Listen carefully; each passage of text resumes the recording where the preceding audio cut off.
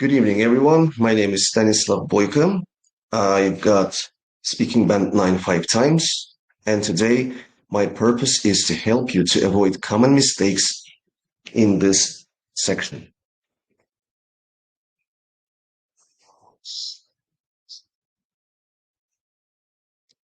Now, let me make it full screen. Just a second. This is my first live lesson, so I gotta adapt and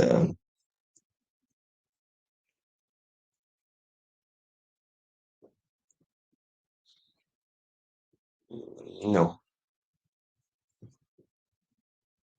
Can you please come here? 1 second. Let's make it full screen. What was that? Yes.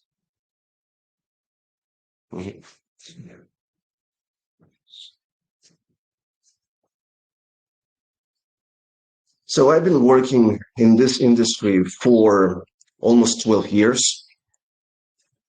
Can you close the door, please? I can hear myself.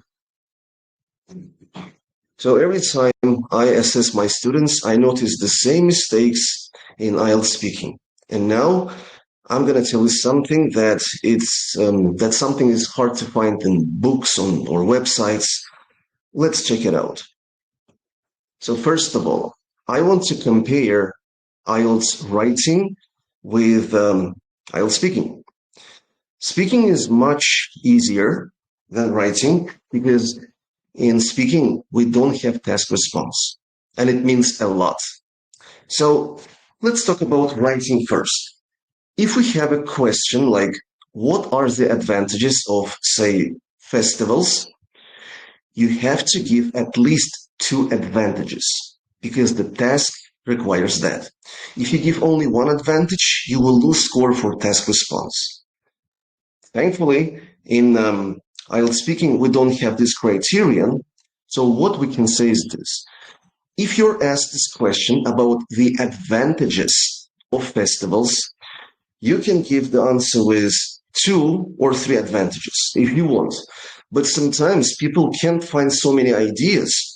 And it's all right to say only 1 advantage. You can just start that the main benefit of festivals is, and if you say only 1 benefit, that will be enough.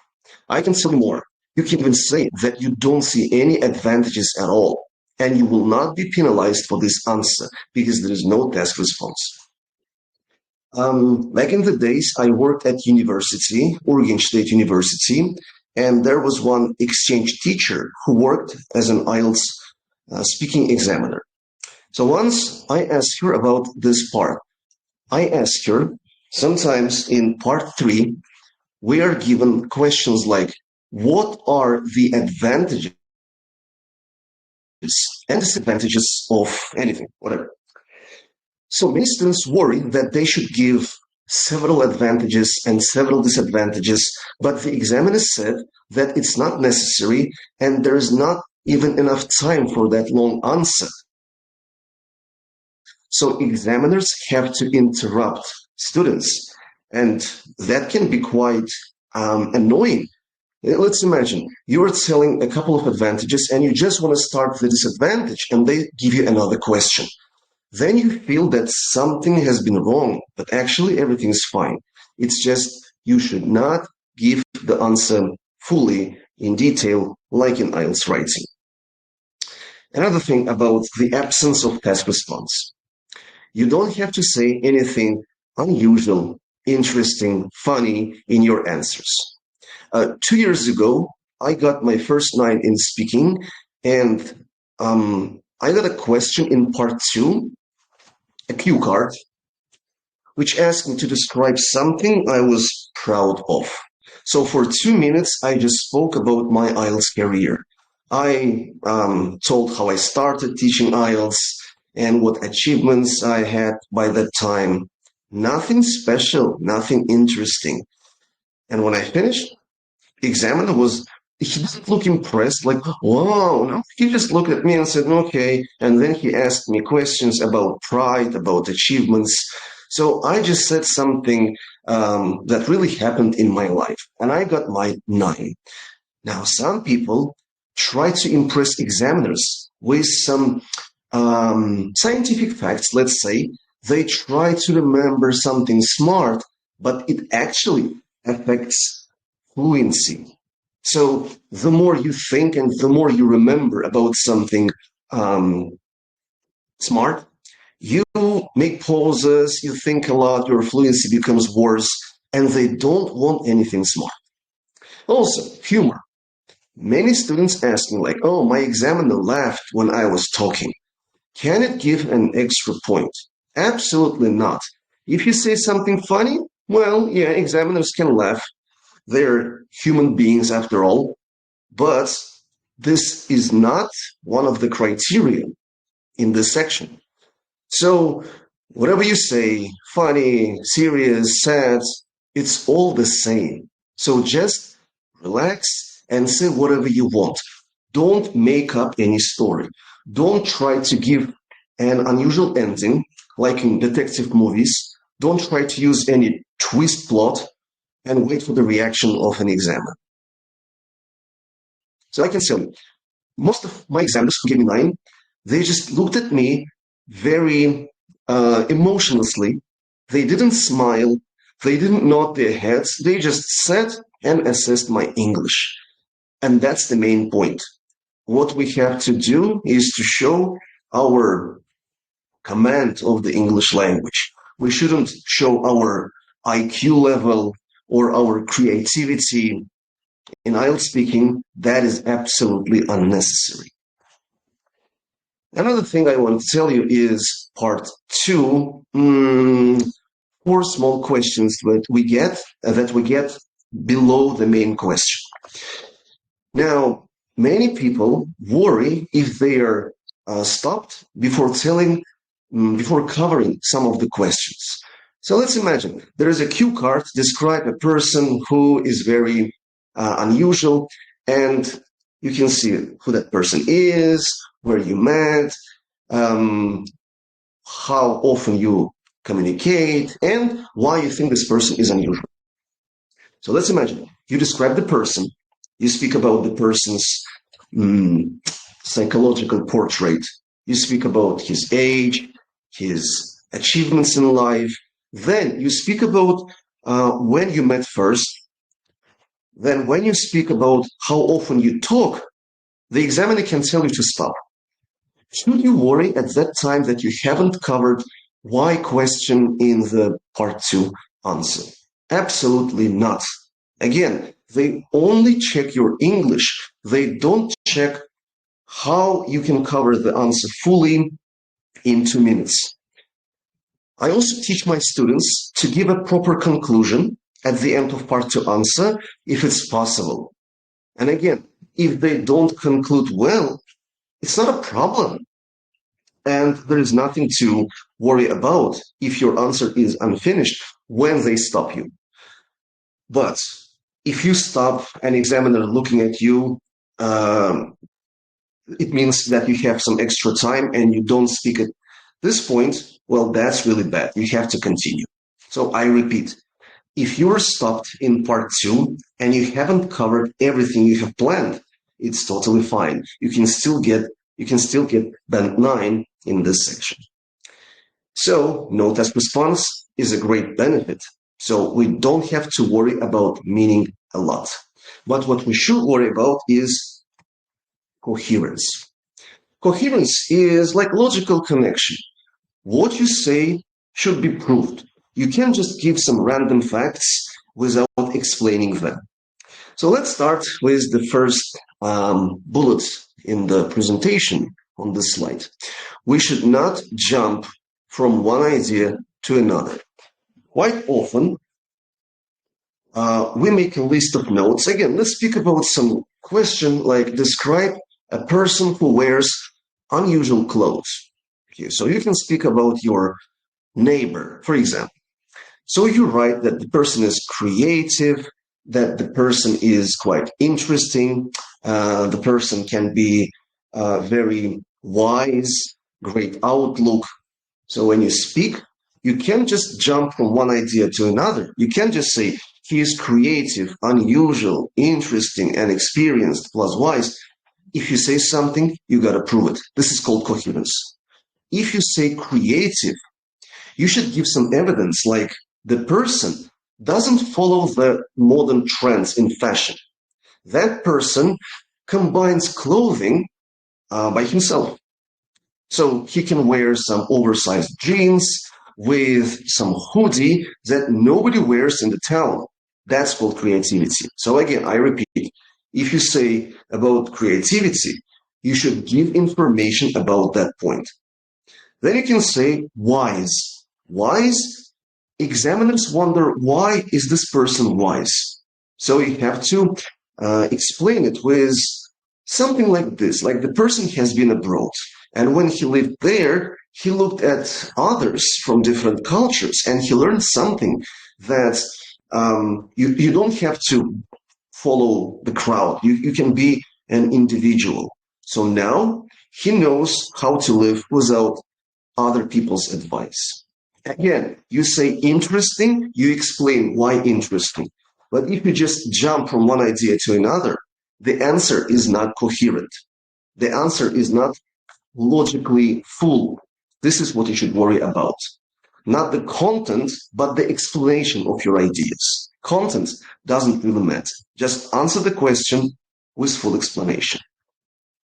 Another problem many people don't take into consideration is connectors. Lots of people overuse words like and. Let's imagine we have plan for part 2 answer. We have 10 notes. Lots of people connect these points with and.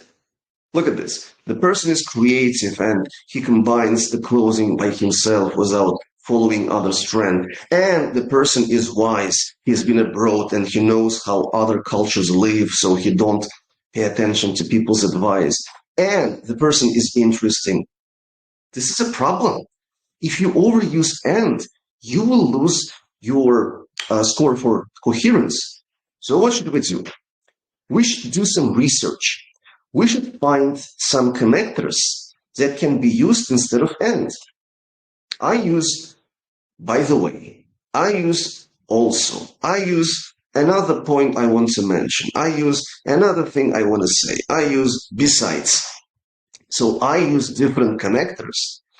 I'm not saying that and is a bad word, but if it's overused, it's definitely not for good. Because it's often used in part 1. People say the answer and continue with because. Again, it's a great word if it's not overused. So how can we paraphrase it? We can say the main reason is that. We can say as. Or we can simply say nothing. Look at my answer. I'm going to give you some simple answer without saying because, but there will be a reason inside. So let's speak about plants. There is a question in part 1 asking, do you have plants in your house?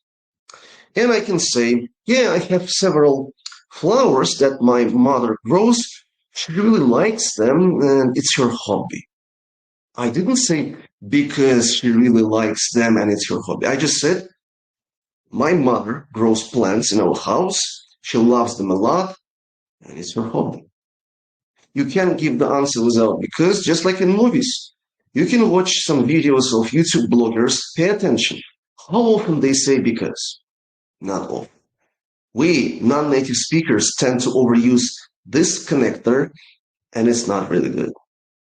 Part 3, I think is overused. People don't even think about it. They just say, I think. There are so many great connectors and linking phrases. Like, from my perspective, as far as I'm concerned, we can even use something simple like, you see, well, I guess. But people keep saying, I think.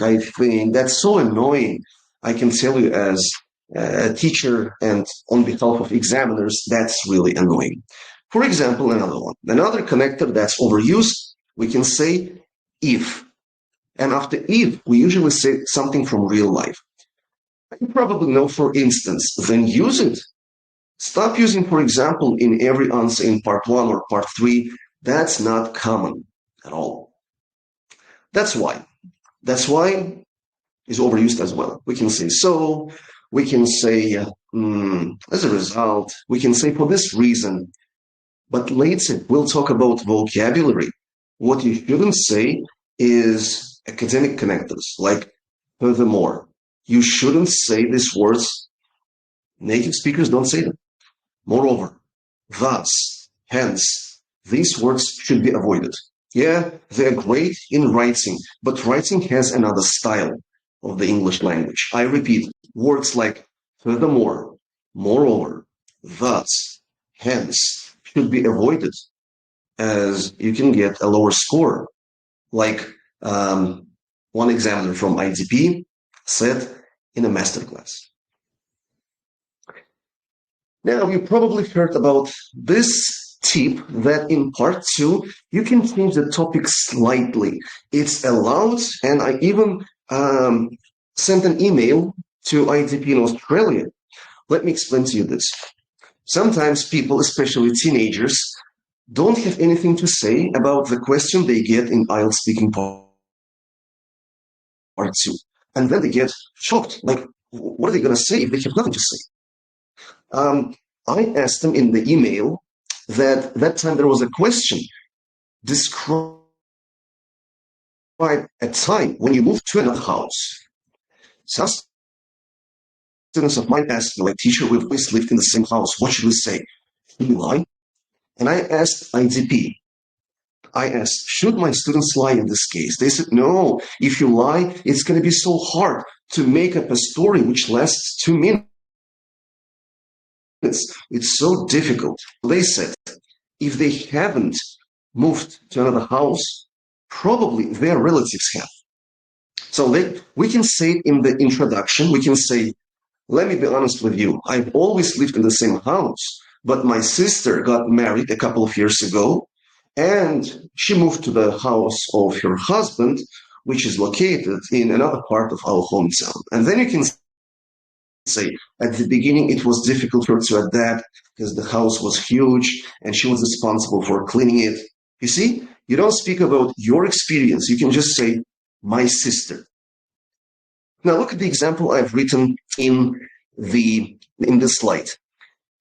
Some people don't like any singer. So should they tell a lie about, some singers that they don't actually listen to? No. They can say, I don't listen to anyone singing nowadays, but there is a musician like Beethoven or Mozart, whatever, Tchaikovsky, and you can speak about that musician.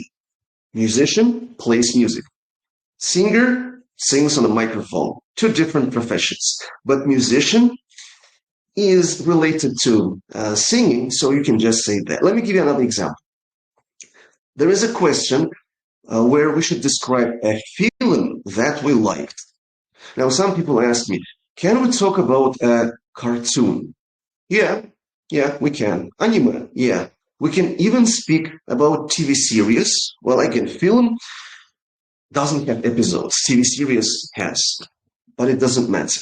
All you have to do, you should inform the examiner at the beginning of your answer.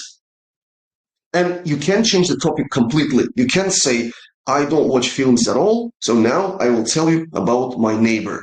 Of course, that's not coherent at all. Coherence is logically connected answer.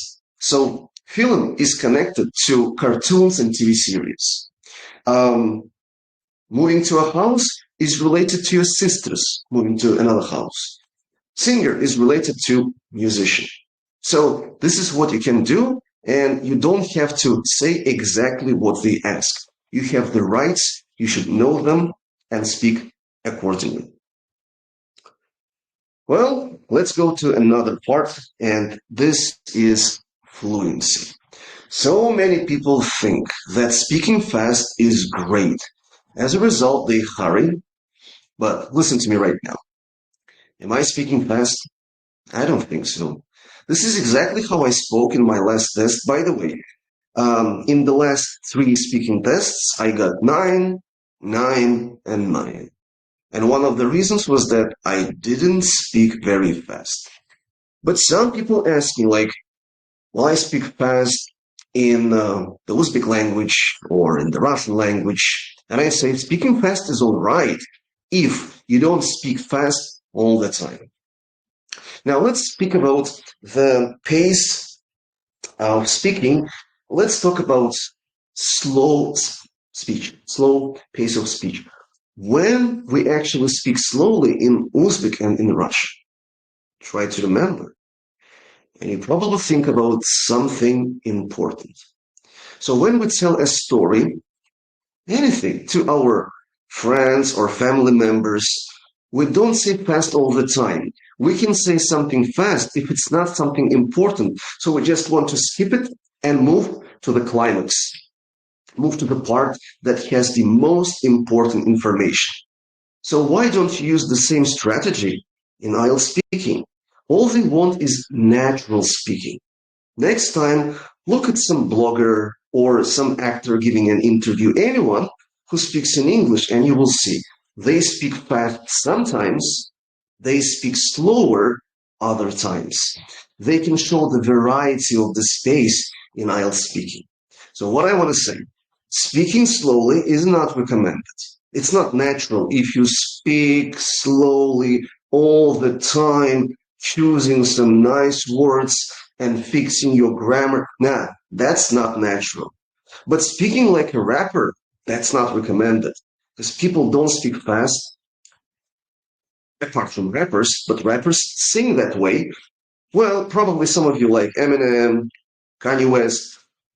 Watch their interviews. Again, M speaks fast sometimes, but he wants to emphasize an important part. He slows down and speaks like all other people speaking in English. Now, another problem, another mistake that is common among non-native speakers is avoiding pauses. So pauses can be very harmful if the pauses occur because of forgetting some vocabulary. So let's imagine you speak and you forget a word. It happens. It happens to everybody. It happens to me even when I speak in Russian or in Uzbek. So what I do, I quickly remember some simple word, an alternative, not a synonym necessarily, no, just some similar word. Say it and carry on. So you should not think too much about vocabulary, ideas, grammar, because that will be unnatural pausing. What is natural pausing? You make a plan for your part two. I usually make 10 notes. I make it like a bullet list. So when I move from one point to another, I make a pause. Not long, like 1 second. Let's go back to that question about who's that? Smart person? Can't remember. Anyways, creative, wise, and so on. Oh, clothing. Doesn't matter. Let me tell you how I do it. There is one person in our neighborhood who is quite unusual. First of all, he is very creative and he combines outfit by himself without following any modern trends. I can say he's pretty wise. He's been abroad several times, and when he lived there, he looked at other people from other cultures and he learned that you don't have to listen to others' advice and you can do whatever you want. Apart from that, he is a very interesting person and we can talk about different things in our spare time. You see, when I say something, I don't stop, but when this idea is over, I send a signal to the examiner, like it's the end of one point. Now we'll talk about the other. Then I finish the second point. I continue. You know what I learned it? I learned it in IELTS listening part 3. Now, if one day you have some free time, listen to it not to find answers in IELTS listening. Listen to imitate them. When they speak about some problems, they usually speak without stopping for too long until the problem is over, is discussed fully. But when they want to speak about the second problem, they stop, they make a short breath, and after 1 second, they continue. So you should make pauses. If you speak non-stop, especially in part 2, you're going to be penalized. In part 1, it's not a problem. You should say only 2 or 3 sentences so you can say non-stop until the end. In part 3, well, you can make one pause somewhere in the middle. Let's imagine you want to speak about 2 examples. So you can say, for example, people who live in Mexico can migrate to the United States very easily. Or if we speak about those from Africa, they have the same problem. Example about Mexicans, pause. Example about Africans. But if you say them together without pausing, that would be horrible. Let me give it to you. This is how many people speak. I just want to show you how not to speak in today's lesson. For example, people who live in Mexico want to migrate to the United States, but they can't because of visa regulations. And also people from Africa, they have problems. You see, I moved from Mexico to Africa, and that is not quite logical. We should stop, give a signal, 1 second, and then speak about another example. So if you don't make pauses, you're going to regret afterwards. Now, let's talk about fillers. You can listen to me. I don't think I overuse them, but I'm not saying that they're really bad. I've talked to many Americans and British. I used to work in the hotel industry for 4 years before my IELTS career. So I met lots of foreigners, and I paid attention that they use as well. When I speak with people in Uzbek, and yes, I know Uzbek, I noticed that people use in Uzbek in Russian as well. However, there is a norm, there is a limit. So you should not exceed the usage of because that's going to affect your fluency.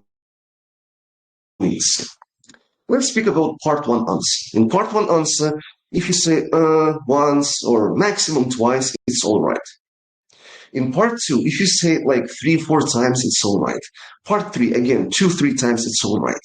So you should not remove your fillers completely, but you should reduce them. So let me tell you how I did it. I used a voice recorder on my phone. That was in the past. Yeah, I had problems with fluency. I didn't speak that way all the time. So I had and that was so irritating. So what I did, I started recording my voice and I started counting. Yeah, I literally counted the number of times I said So let's imagine part two. I give a 2-minute answer and I count about 20 times of saying and I hate myself. But what I do, I re-record my answer for the second time, the same question, the same answer, the same plan, but this time I try to reduce So I recorded for the second time, I listen to it, I count, and I find out that I've said for 15 times. I wasn't satisfied at that point, so I said the same answer for the third time.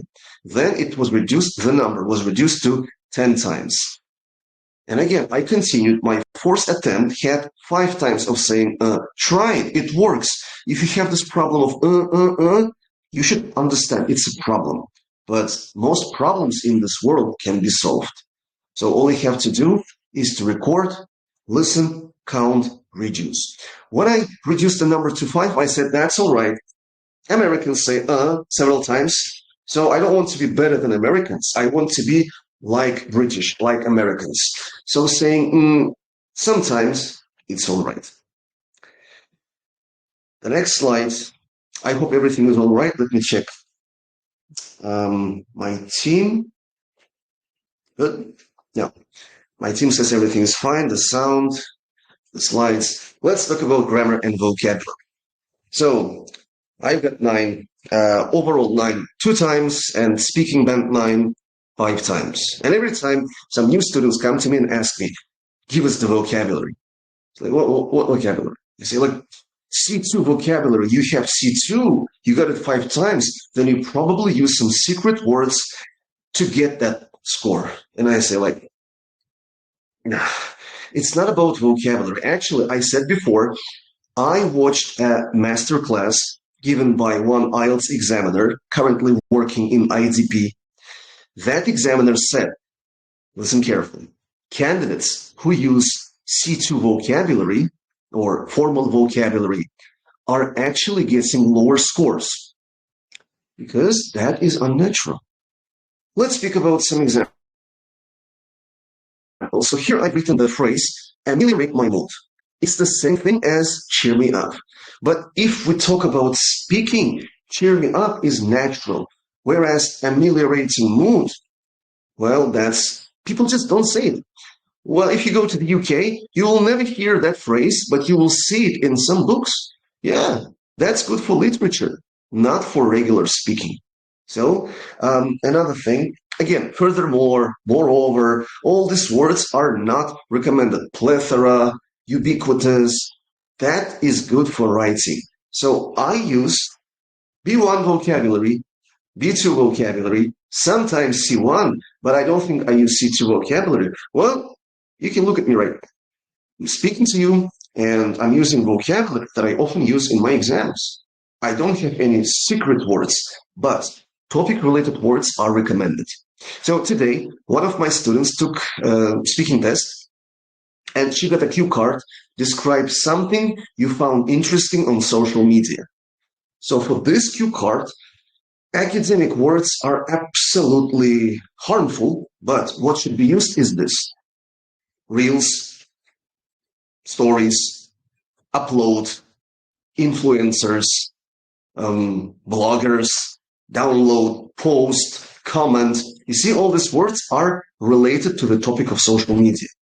So if you say something like preliminary, look at the word preliminary, you will get a lower score. But if you say words related to the topic, like again, if you get a question in part 3 about money, you can speak about investment, you can speak about loans, you can speak about interest rate, I'm sure you know what it means, you can speak about banking, marketing, but you shouldn't say anything that is academic, like used in writing or academic reading. Grammar. I worked in 2 hotels in my life, and I remember one of the first experiences I had was the British. So I was a receptionist, administrator. So a group of British came to me to give their passports, and I started speaking with them in the grammar that I learned at university. So I used inversion. I used some future in the past and past perfect continuous. I used very complex sentences. They laughed, looked at me and said, "Hey, you work in the hotel, but aren't you a teacher in fact?" And yeah, I have 2 degrees in teaching languages. And I said, yeah, it's actually my temporary job. I will teach in the future. And I asked them how they knew it. They said, this is a bookish style. That grammar I used was not natural at all. And then I started speaking not like I wanted, but like they did. Again, in IELTS listening, just check part 1, 2, 3. They don't use super complicated grammar.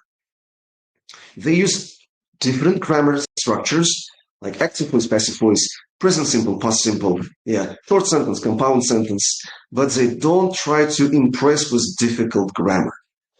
So what is recommended?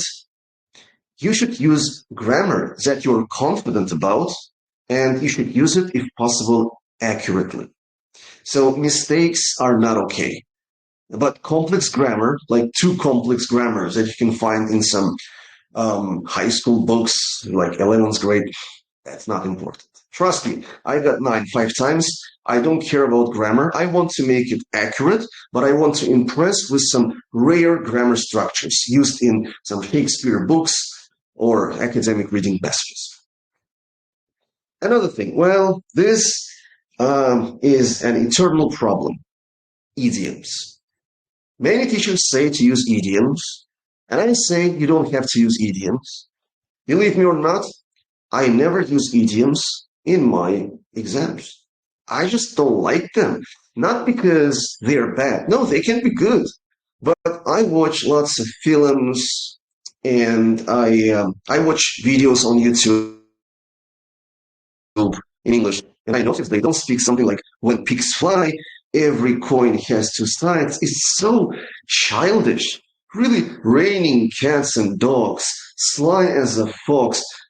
Man, have you heard these phrases in on YouTube videos or in some modern movies? I'm not speaking about some Home Alone or childish movies. Mm-mm. Teenagers and adults don't use this idioms a lot. So don't get me wrong, I'm not criticizing them. I'm just telling them, I'm just telling that you can use them if they come to your mind easily.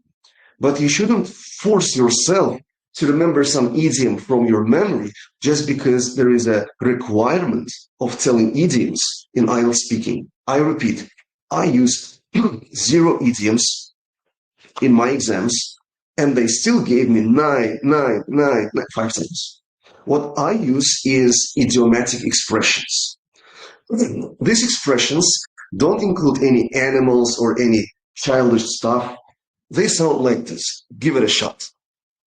Bite the bullet. Give it a try. So these are phrases that are often used in IELTS listening. So when I work with listening, I write down collocations, söz birikmeleri, словосочетания, collocations, phrases, and idiomatic expressions. And again, in IELTS listening, I can't remember anyone saying in part 4, 3, 2, or 1, every coin has 2 sides. Pay attention. They don't say that. Why should I say it? Huh? Just because some teachers say that? I don't listen to other teachers.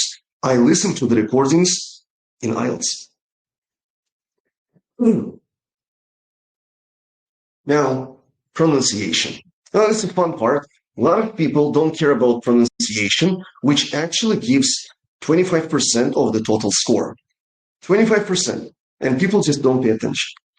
Now, I have prepared the collection of words that people usually say incorrectly. And now you can be surprised, but let's check it out. Word number 1. A lot of people say it as floor. But floor is actually something under my feet. The word you can see on the screen is called flower.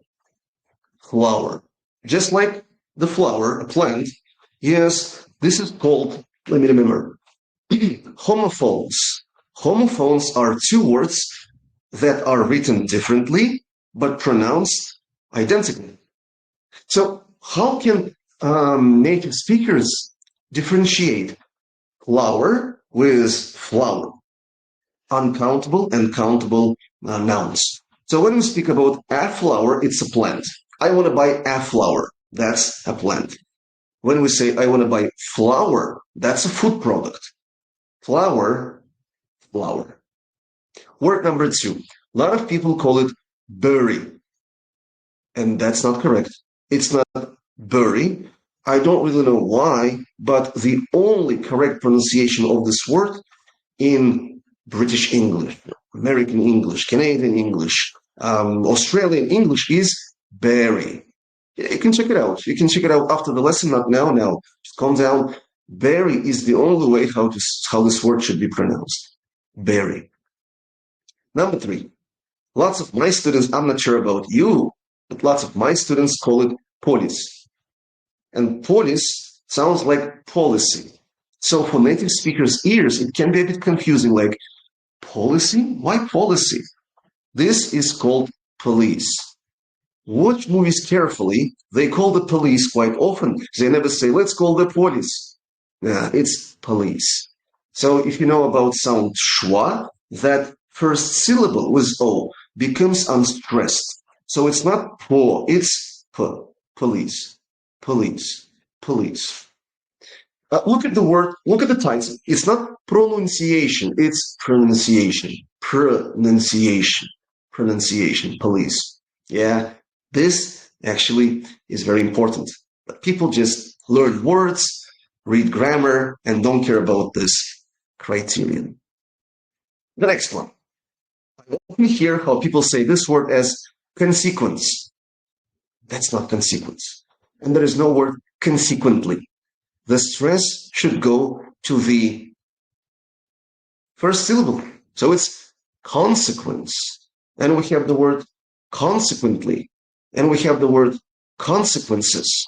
Yeah, maybe it sounds a bit strange, but when you check it after the lesson, you can make sure that it's consequence, consequently, and consequences.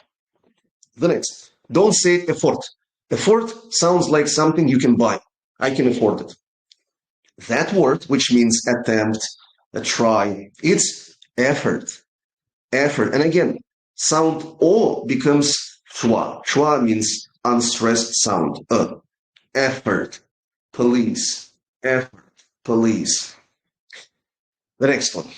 What you see in the middle of the list is not beer and peer. That's crazy, but so many people say beer and peer, which actually sounds like something alcoholic and somebody who is of your age.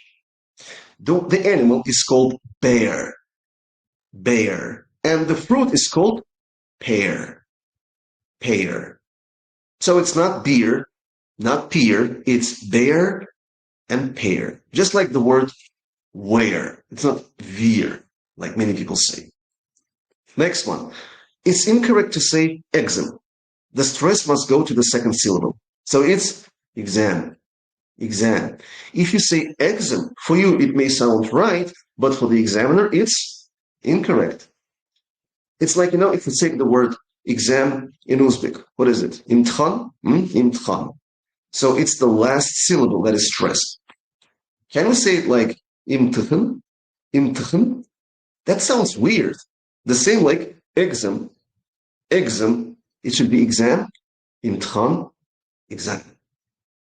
It's like that. The verb is examine, not examine. Yeah, we have the pronoun mine, but it's not a pronoun, it's a verb.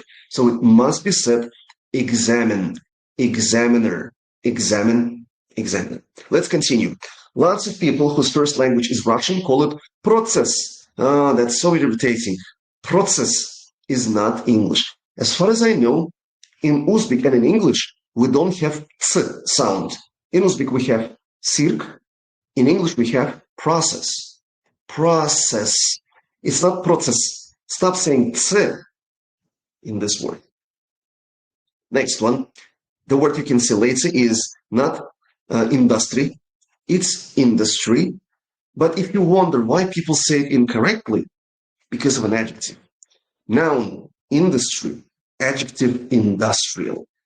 Industry, industrial. We should know the difference to get a high score in speaking. Next one. We call this word climbing without B, climbing.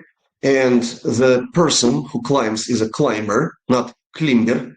It's not klimber, it's climber. Climbing, climb. Yeah, B is silent here. So if you say climbing or if you say klimber, you should fail. That's not English you're talking. That's not English. Next one. Hotel. It's actually a French word, so it has two syllables. Many words that originated in the French language have two syllables. Let's speak about them. Croissant, croissant, boutique, boutique, restaurant, restaurant, hotel, hotel. It's not hotel, like many people say. Hotel, hotel. Another French word is buffet. Two syllables are stressed. Buffet, buffet, ballet, ballet. And if you know in French, sometimes or even frequently, letter T is not pronounced. So they don't say buffet or ballet. It's buffet, ballet. I hope you found something new for yourself. Again, you can make a screenshot. You can check it out later with the help of artificial intelligence or some online dictionaries. Just stop making mistakes. You don't have to trust me. Check everything I say. Just get the high score. You deserve it. Now, the final page, the final slide in this lesson is some myths that people believe in. Accent. Well, you've been listening to me for almost 50 minutes, and you can notice that I have an accent. That's a Russian accent. The reason why I have Russian accent, I have never been in a foreign-speaking country. I lived in Russia, but I've never been to America, England, Canada, any English-speaking country. Again, I've never been there. So how can I speak like British if I saw British just several times in my life? To have a British accent, I should live in Britain, I should be surrounded by British, but IELTS doesn't need it. So some people worry that they have Uzbek accent. Hey, I have lots of students with an Uzbek accent and they got 8.5 in speaking. That's not a problem. They didn't get 9 because of some mistakes in grammar and vocabulary, but definitely not because of accent. Look at me. I don't want to change my accent. I don't want to speak like Americans. I don't want to speak like British. I don't want to speak like Australians. I have my accent and it gave me band 9. So some people try to speak like British and they just waste their time because examiners don't really care how you speak. So let's speak about the difference in accents. What is American English? It has R sounds used a lot. Car, park, tremendous. What is British language? The British English. It's saying R like ah. So it's car, it's park, it's port, it's harbor. It doesn't matter whether you say harbor or the way you say, or whether you say harbor. What is Russian accent? This is using the sound R, and I use it. I can't always control it, and examiners forgive it. So if you say harbor, harbor, or harbor, that's the same thing. You can get 9. Uzbek accent usually has V sound instead of W. Indian accent has soft L instead of L. Not I love, but I love. It's okay. Many Indians get 9 in IELTS speaking. Another thing, if you notice, I use body language a lot, not because I want to gain some points. I just can't speak like this. I can't speak like a nerd. I can speak like moving my hands, using my facial expressions. It just makes me feel confident and comfortable. So all these tips you can find on some Telegram channels that you should use your body to get a high score. It's not written in the IELTS criteria. Just like eye contact. Some people get shy when they talk to examiners, and I often tell them if they take the test via Zoom or video chat, they don't have to look at an examiner. They can look at their own video in the bottom right corner, and they won't get punished for this. Eye contact, body language are not necessary. And smile as well. Some people think, oh, that's so unnatural. Some people think that if they smile all the time, they will automatically get a high score. It's such a misconception.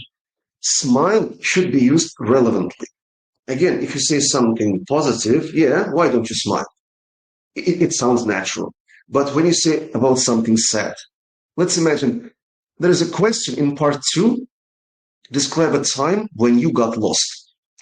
Getting lost can leave a childhood trauma, so it's a very negative experience. How can you smile when speaking about that experience? If you smile that way,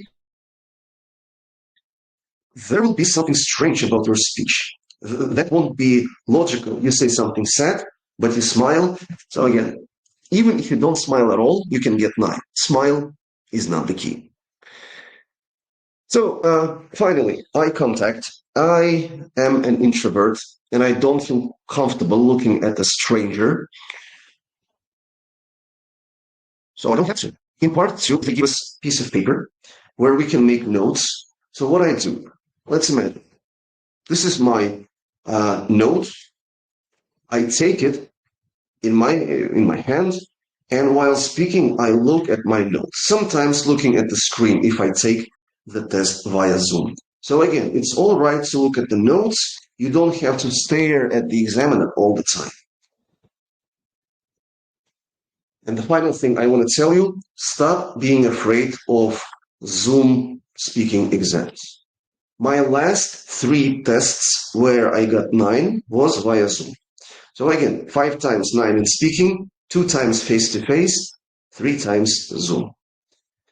So there is nothing scary about it, and it's even good for introverts. You don't feel like you're next to a native speaker. You can understand he's somewhere far away.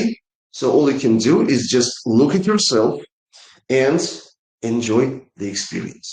IELTS speaking has lots of limitations, but these mistakes I told you about should be avoided. This is the end of today's lesson. I really hope you found something new. I didn't want to impress you. I wanted to help you. As a person who got 9, I want to see more niners in our country. And I believe you can do it if you do it properly and if you don't make these mistakes. Best of luck to you and goodbye.